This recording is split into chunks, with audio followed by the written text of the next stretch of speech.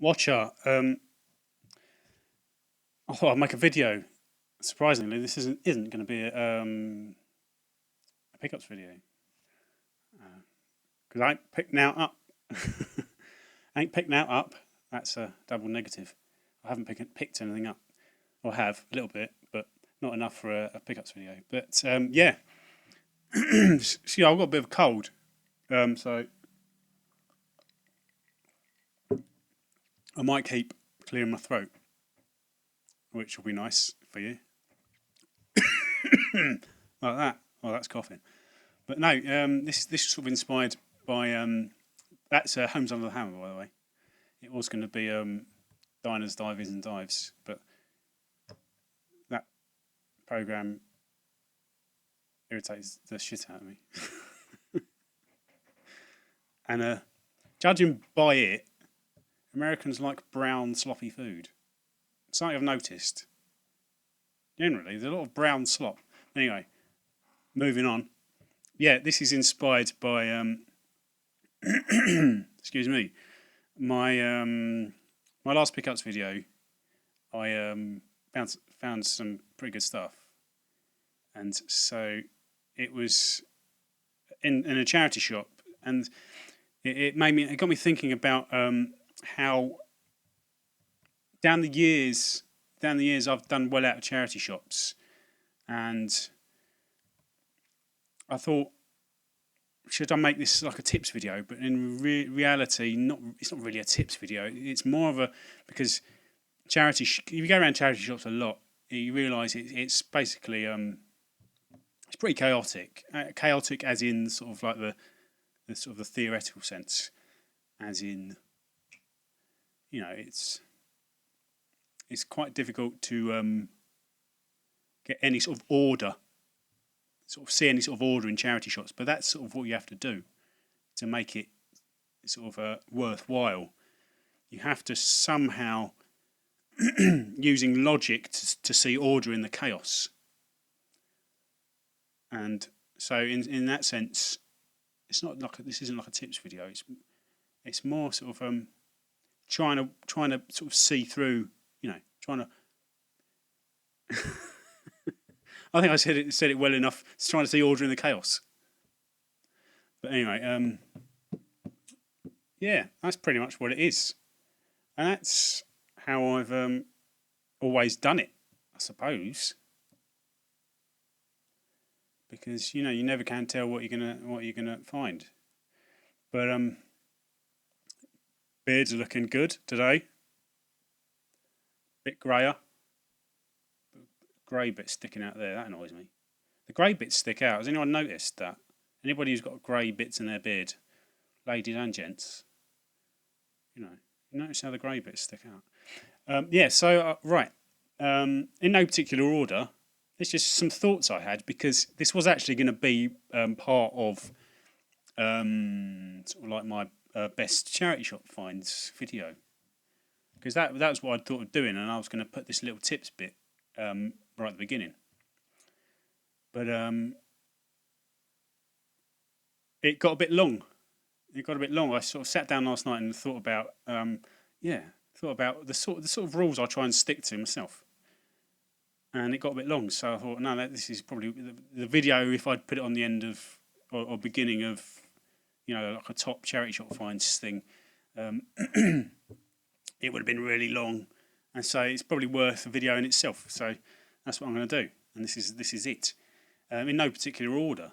I've got a little don't know what you call it. It's some sort of what was it? Notes on Mac. Notes. I've got notes. Yeah, entitled Charity Shop Tips, and I've got about 14 here. And generally, I think, you know, it's all about playing the numbers game. Generally, it's all about playing the numbers game. But these are things that you might sort of keep in your head. But anyway, all right, let's start off. Charity shop tips, not tips, as I explained. But it's easier if we call them tips.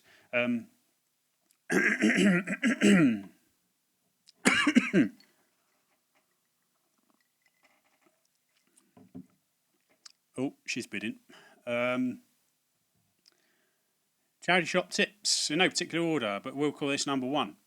Sorry, I'm reading. When I do that, I'm reading. It's me reading because I can sometimes. Tip number one: new charity shops. Something I've noticed. It's all logic. It's all logic. You probably work these out for yourself. But I'm here to do it for you. Or I have done. So you don't have to. Or you might have better ones or contradictory ones. You know. It's all good. It's all good. New charity shops. If you ever, quite often, you'll see a new charity shop that's about to go in. Not open yet, but there was one in my local town. It was a British Heart Foundation, big one, and for a long time it was sort of like, oh, we're opening on this date, and it was a good few weeks before, so you knew it was going in. And so new charity shops, I've sort of noticed a pattern in that if you get in there early, in the first month or so, maybe that's a bit long, couple of weeks, quite often you can find some decent stuff. I'm guessing that's because they're not been picked over. Like if you go to the same charity shops regularly, you'll notice you're basically seeing the same thing over and over and over again. But if you get into new charity shops, you've basically got a blank canvas, and these are things that no one's seen. And so, you're more likely to see something good, I think. Something I've just noticed. They haven't sort of hit their own sort of stride, so to speak. So they haven't quite worked out their own ways of doing things. But also they'll have all this fresh stock. So, which means often the good stuff won't be sort of identified or by the people working there, or someone, and it will be available in amongst all the general mishmash of stuff. There is a logic in there somewhere, but generally new charity shops, look out for them. Stick to that rule. There's more logic to this one, more sort of quantifiable. Is that the right word? Quantifiable. Let's call it quantifiable logic to this one. Single charity shops in residential areas, or let's just say single charity shops because they'll all be in rows of shops generally, won't they? But you want to look out for charity shops on their own. This is tip number 2, by the way. That's what I'm going to do. I'm going to say numbers for each tip. I'm going to overlay a big number so you'll know, or maybe a little one in the corner, like there, or up there maybe, probably down there, like there. But this is number 2, single charity shops. Think about it, this makes sense. Fucking hell. Excuse me, language. If you've got one on its own, in amongst a load of houses, I've got one near me, and I've done well out of it. The logic says that anybody in this local area near where I live, whenever they want to donate to charity, they'll go to the nearest one. And so that charity shop, just up the top of my road, along a bit, it's about 10 minutes walk. The logic dictates that everybody around there will go straight to that charity shop. So you've got one charity shop that's being served by lots of houses, so they'll get a lot of stock. And there'll be a big turnover, and it's only a little charity shop, and I've noticed that stock does turn over really quickly. And for a small charity shop, I found some decent stuff in. That was a new when it was new. There you go. When it was new, I found some really good stuff. That's an example of the last thing. But in this instance, it's one charity shop on its own, in serving all of these houses. So anybody round here with stuff to take to charity will go straight to that one. It's what is it? It's a cancer charity. Maybe a cancer hospice. I don't know. Not that that's relevant, but maybe it would be relevant because people like to give to certain charities. But this is a local charity shop, and it's served by lots of houses. So I think logic suggests that it should get lots of stuff, and the turnover should be good. People will donate a lot, and that's the sort of charity shops you want to look out for, the ones on their own in amongst houses. Number 3. This one's something I've noticed. This middle class areas. Now, we're not talking really rich areas. We're not talking like centre of cities. We're not talking sort of more working class areas. We're looking for the really sort of like I don't know how to say like I can't think of examples. A way to put it, but generally, everyone knows what middle class means, don't they? Especially in this country, they do. But they're not really like, for instance, like if I go up to London, it's astronomical. The sort of the cost of living up there, or cost of having a business up there, is astronomical.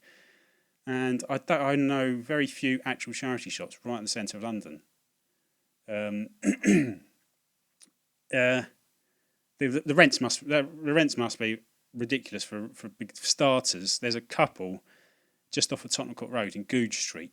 There's an Oxfam, and then I think there's one in Angel. But generally, no. And then at the other end of the scale, slightly less well-off areas. That's a more diplomatic way of putting it. Like Dalston. I've been to Dalston a couple of times to go to their CEX. And for some reason you think, and Stratford is another one actually, you think they'd have lots of charity shops because there are people who sort of, would be able to shop in them. But it doesn't really work like that, because Dalston's got very few, Stratford's got very few. It's the people in the middle. It's the sort of the middle class areas, and like near me, for about 20 minutes from where I live, you have Barnet, and it's sort of like just down the road from some really big houses. But generally, the actual area, that high street itself, is sort of really sort of, as you say, I don't want to keep saying middle class, but I'll say it, this is the last time I say it, apart from maybe, I don't know, a couple more times later on. But Barnet itself is a really middle class area. It's sort of Tory voting, and it's a small high street. High Barnet in particular is a small high street, but it's got a really high concentration of charity shops, loads of them along this one high street. I'm trying to think how, and one's just closed actually, so that's not really helping my point. But I think at peak it must have been about sort of 10, 11, 12, maybe more than 10. I think more than 10, and for a high street that size, it's crazy. Where my nan used to live, she lived in Tunbridge Wells, like called Royal Tunbridge Wells, for the snobs, a really middle class area. That had shitloads of charity shops. Where else? Sometimes I go to like certain areas in Hertfordshire, like Welling. That's another really middle class area. Shitloads of charity shops, all really concentrated. Near me, Finchley, again, same. You want to find those sorts of areas. I think it's, why is that? I think it's down to some sort of, did I put down no, I didn't put down the theory. I think it's down to some sort of middle class guilt. I don't know. It's just like a guilt thing. If you know what I mean, sort of, like sort of middle class people wanting to feel good about themselves, so they'll sort of donate stuff to charity. I think, I don't know, but anyway, sort of my observation. This is what it is. An observation. Everyone will have them, even if sort of like wherever they live, they'll have them close by. Like I can go to Barnet. It's 20 minutes on a bus. My actual local town's got quite a few, I suppose. Although is where the London riots started, so that says quite a bit. But it's actually got quite a lot of charity shops, so they're quite spread out. They're quite spread out. So I think they're not quite so concentrated. It's sort of the really middle class areas where they'll be like really in the one place, so you don't have to walk too far. So yeah, keep an eye out for one of those. You might have to travel a bit of a way, and like generally I have to, but yeah, keep an eye out for them. Middle class areas. Numbers. This is the one really good rule. This is rule 4.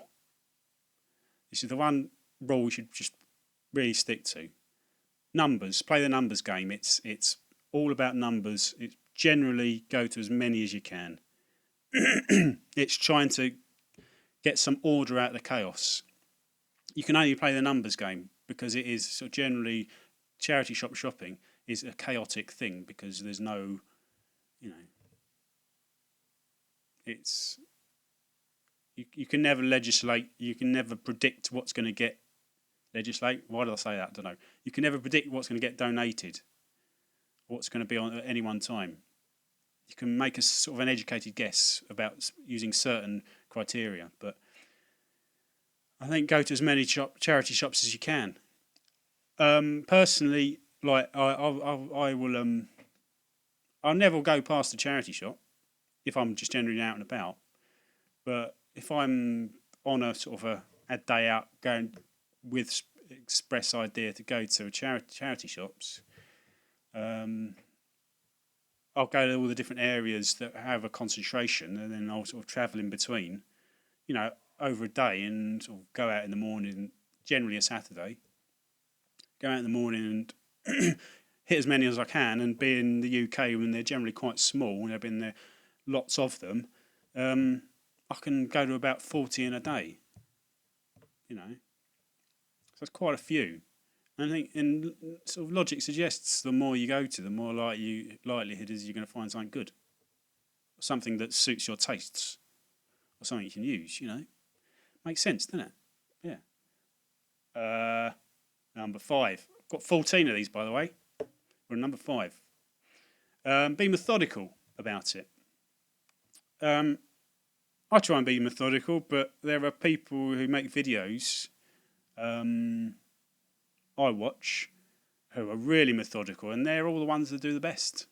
It's just how it seems to work. They're not people who generally go around charity shops. Well, they're American Canadians. But I think you can apply. Often you apply the same rules to if you're in America and you go to garage sales or thrift shops or what the other ones they have.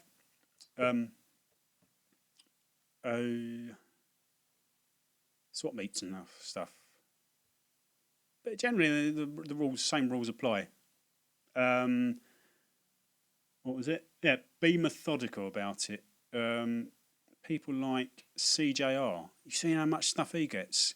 He has the most methodical approach to going around garage sales. Always does well. Generally, on the general scheme of things, proportionally does well compared to pretty much anyone I watch. I don't watch that many people who do that sort of thing. And as far as like thrift shops in America, someone like Sick Cooper always seems to do well because he has the same sort of methodical, systematic, persistent approach. I mean, none of them will pass a garage sale or a charity shop or a thrift store without going in or at least having a look, regardless of what you think you're going to see. Because as far as I'm concerned, my 2 best ever charity shop purchases, which will be coming up in the next video, connected to this video, my 2 best ever charity shop purchases were both in charity shops that I've not really seen anything in before or since. I still go in them because you never can tell. But, and I've not seen anything in them since, and it's just, I'll keep going. I'll keep going because, the one time I don't go in one, It's the one time I always say it. This is always the example I use. The one time I don't go in one. Excuse me, moving mic. The one time I don't go in will be the one time it has a sealed radiant silver gun in amongst the CDs. Not that not that I'd ever know, but that's the point. You'd never know what's in there unless you go in. They play the numbers game. You know, like you have to put the numbers in your favour. Have a method. Be persistent. Right. Number 6. Look in areas you wouldn't normally look in. I think this is generally like an easy one. It's basically I don't generally look at CDs, but in the past I've found some decent stuff. One of the more recent ones from the last video. Some decent stuff in amongst what were CD singles. I mean, I have no interest in CD singles, but in amongst them, I've found some game promos. Sun's coming out. I found game promos, but you have to look there. You have to look to find them. It takes a bit more time, so I generally don't do it. If I go to charity shops, I sort of like in and out pretty quick. Ladies, but where am I? So it does take more time. You have to spend more time. Like you're looking like toy. Everyone knows sort of if you're looking for whatever. Generally, it depends what you're looking at, but it's looking certain areas that you want to look. If you're looking for games, you'll also look, as well as the DVDs and the music, you'll look in the toy section. Yeah, you'll look on the bric-a-brac shelves. Generally, don't just go straight in and look at the one bit and then leave. Look around the shop. Train your eye. That's another thing. I was going to note that down. I forgot to note it down. But you train your eye. You will train your eye. The more you go to, you'll train your eye to look for certain things. And, you'll get better at it, I think. But one of the reasons I think it really, that's one of the reasons I like PAL PS1 games, because they're easily identifiable from a distance. If we had, like, US PS1 cases, they generally look like, from a distance, they look like CDs, which means every time I wanted to go and sort of look for, if I wanted to look for PAL PS1 games, I'd have to flick through just piles and piles of CDs, and that would really got my tits. But generally, yeah. What was the example I've used? If you have the time, look through CDs, DVDs, etc. Good things might be squirreled away where you least expect them to be. Yeah, but you have to, as I've said here, you have to not mind wading through piles of crap. Right. What's that? 1, 2. That's 6. Yeah. 1, 2, 3, 4, 5, 6, 7. Number 7. Time of year. Again, this is logic. Time of year suggests that more will get donated to charity shops than other times. It's not a die-cast rule, because, again, another one of my best finds came at random time, and it was because, according to the guy in the charity shops, the guy who donated all this stuff was moving home and just getting rid of those stuff, and that was some other time of year. But generally, the two best times a year to look for are the times a year when you'd expect people to sort of, they're like transitional times, people to move stuff on. They are Christmas, around Christmas, just after Christmas, generally around Christmas time, because people know they're going to be buying a load more stuff and they're going to have to make space for it. So they'll be getting rid of stuff, and it's in the mindset. It's a transitional thing. People will want to make room, and so they'll move it on. Surely that makes sense to people, doesn't it? And the other one is summertime. Summertime's sort of less of a sort of that's more of sort of like a psychologically transitional thing. It's at the end of the school year, and it's just like a spring cleaning thing, Sort of kids are sort of going up in a year, or sort of moving out, or going to university. things get moved about. It's a transitional thing. So I think generally those are the best 2 times of the year to look in charity shops. Around Christmas and summer holidays. I've had discussions with people in the past who say otherwise, but I think I'm right because I can sort of explain it. Well, I haven't done a very good job of it, but there you go. Time of year. Both times, as I said here, both times when people have clear outs. Yeah, as I said, people wear clear outs all time of the year, but this is just sort of the more where more people will have them. There you go. This is one I don't generally stick to because, but if I did do it, I might do better. Get to know people in the charity shops. I think the woman in my local one probably recognises me by now because I generally go in there every time I'm out. But if you get to know people in all charity shops, then surely they're gonna know, as people I watch, they know that people know them, and then they can have a dialogue with people, and those people can put stuff aside for them, or they know what they're after, or they can say, "Oh, if they get something in, I've got something you might like," sort of thing.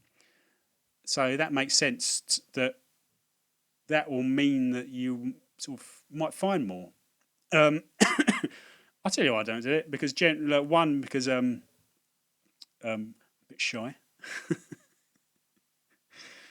but also it's I think if I start up a dialogue with people and I get to know people and I start telling them what I like, if they say, "Oh, I've got some stuff," and then you get excited, and then they go out and they come back, and what they've got is basically a tub full of PS2 sports games. You're going to go. You have to sort of feign enthusiasm. Go, "Oh," you get enthusiastic, and then your face will go, "Oh shit," and then you sort of they've gone to the effort of getting this stuff out and bringing it out, and often they're old ladies, aren't they? So. And the effort's even more, they've gone to more effort because they're like old ladies, and I'd feel obliged to buy something. I never want to buy. I never want to feel obliged to buy something. What you could do, I suppose, I could do it if I found something else that I was already intending to buy. Then that would make sense because then you're always going to buy something. It's not like you're not going to buy if you don't necessarily feel obliged to buy something from the stuff that they bring out from the back. There's always that mystical room with the door. You want to go in it. And there's always this idea in your head. You think it's full of, it's like Aladdin's cave. But, if you actually went in that room, it'd be full of tat. But that's what it feels. But generally get to know people in charity shops. Create a dialogue. And like I said, there are people I watch who do it. And they always do well. I'll ask, And that's the next point. Number 8. Was it 8? Yeah. Ask. Connected to this one. Ask. You don't have to get to know people. Ask. And you will receive. Sometimes, yeah. But I suppose you have to be prepared to be shown a load of rubbish. Stuff you don't really want. And generally, as far as my collecting goes, I try and keep it tight, so I'm more likely to be shown stuff I don't want. But if you're after more stuff, then you might do better. I was in a charity shop recently, and one of my locals, and it doesn't happen often. This actually, I've got to be honest. I was in there. And I should have asked. I don't know. I've never asked them. In all the while I've been doing it, I don't think I've asked people just a handful of times if they've got any video games, often connected to other purchases. And I had this kid, sort of slightly shady looking kid, and he goes, "You got any computer games like PlayStation 1?" And I thought, "Oi!" I was thinking. I didn't recognise him. I think he might have been from out of town. He was an out of towner. He wasn't local. And I got a bit territorial. Well, in my head, I was quietly to myself territorial. But yeah, ask people. You never know. That's one of the things as I talked about being methodical. if you watch CJR's videos, he'll always ask people if they've got video games, even if they've not got any out on their at their garage sales. And the amount of times people will go yeah or no, and he'll persist, and then they'll say eventually they'll say yes, or he'll ask and they'll say yes, because they're not already there. But if you ask, then they'll bring them out.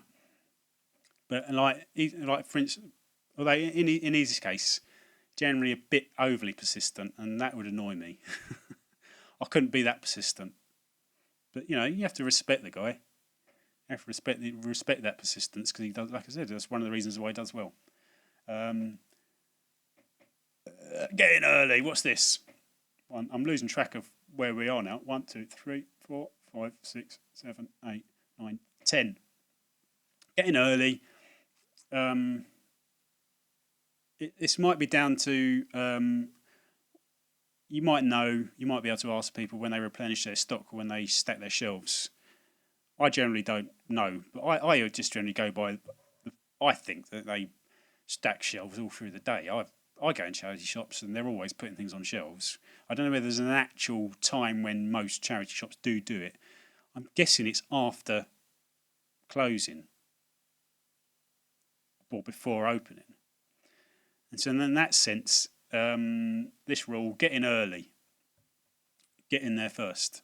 Go early. Just after opening. And often if I go out early, you'll see more people around about that time in charity shops. The people with their IKEA carry bags, or their bags for life, or their big empty rucksacks. You know what they're after. They're the same people that go around car boot sales. That's where they go when the car boot sales are off. They come around my charity shops, taking my swag. Yeah, get in early. Surely that makes sense. Although, again, there's always sort of like a counter argument. I've had plenty of good finds later in the day. Yeah, like I said, that last charity shop pickups video, they were by no means earlier in the day. Those couple of games that I found, and it does make sort of maybe logical sense, but I don't think it's generally it's generally, as I said, these things are chaotic, so you never can predict. You just have to put the numbers in your favour, and but generally it makes sense to go early, but I don't think that's generally a hard and fast rule to stick to, because as I said, I've done well in the past. So I suppose maybe I might have done better if I'd go to although you can't, if you're going to lots, you can't go early to every single one, can you? So there you go. Just go early to a few. That was 10. Was that 10? Yeah, that was 10. These last few are a bit more tenuous. Get familiar with the most reliable shops. I've noticed some shops are more organised, and they're probably the less fruitful ones.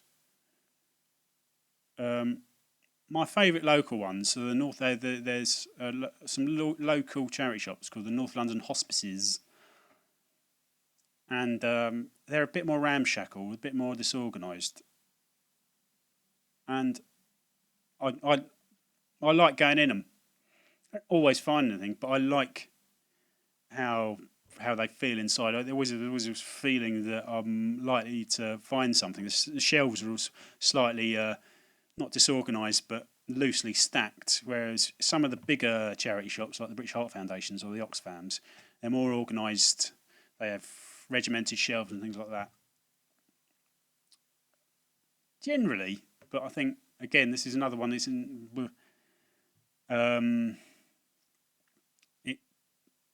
I think cancer research, they're always one of my favourites to go into.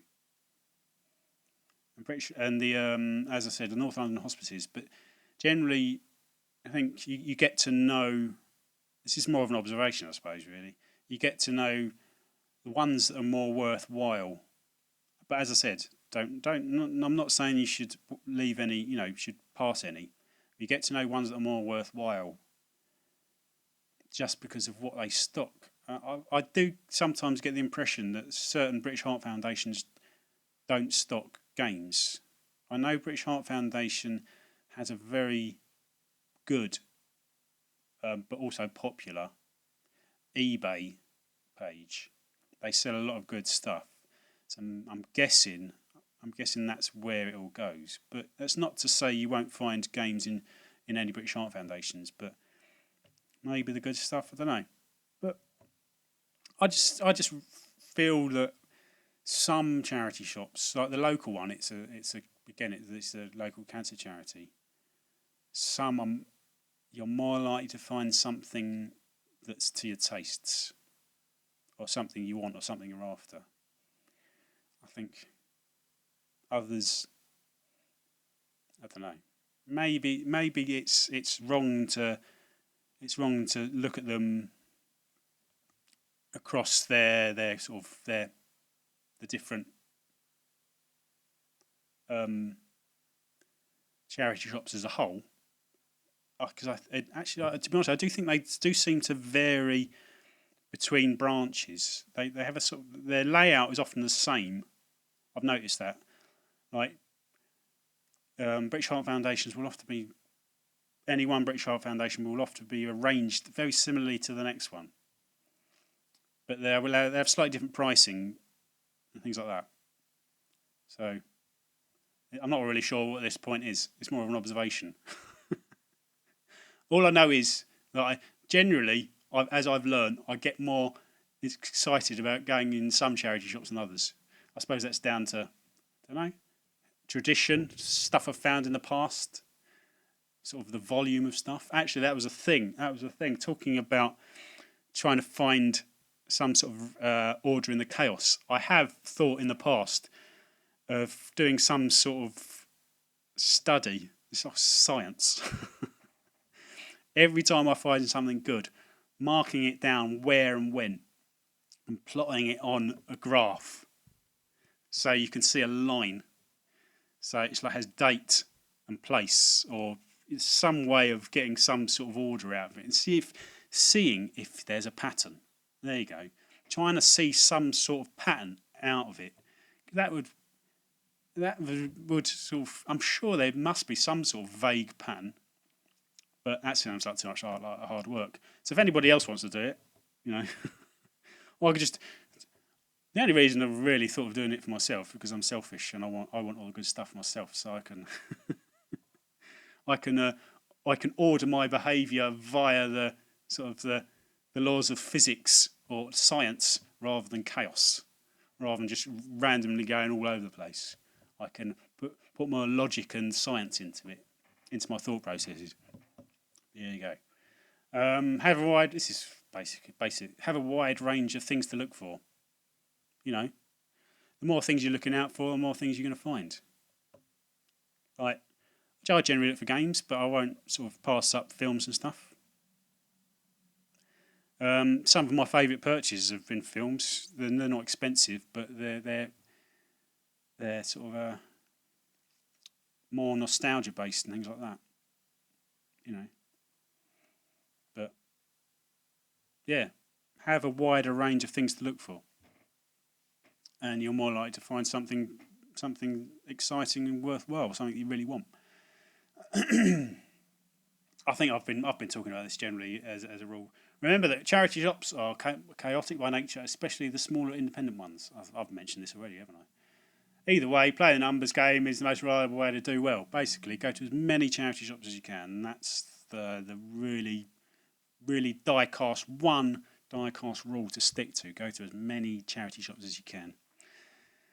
I think that's generally it. The last one, that was rule 13. The one previously was 12. This one, last one. If you encounter your competition, don't be too shy to put the frighteners on them. It depends how far you're willing to go.